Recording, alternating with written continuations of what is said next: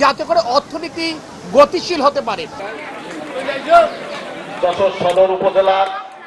17 গ্রামের মানুষ জলাবদ্ধতা থেকে মুক্তি পাবে এবং তাদের ফসল উৎপাদন বাড়বে ইনশাল্লাহ। এই অঞ্চলের মানুষের উপকার হবে।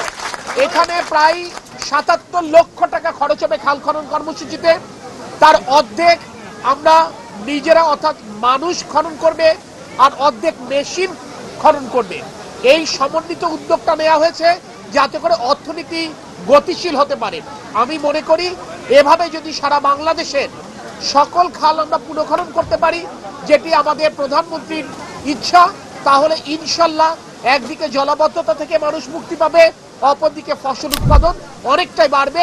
এর ফলে সংসারে যেমন সমৃদ্ধি আসবে, বাংলাদেশও এগিয়ে যাবে।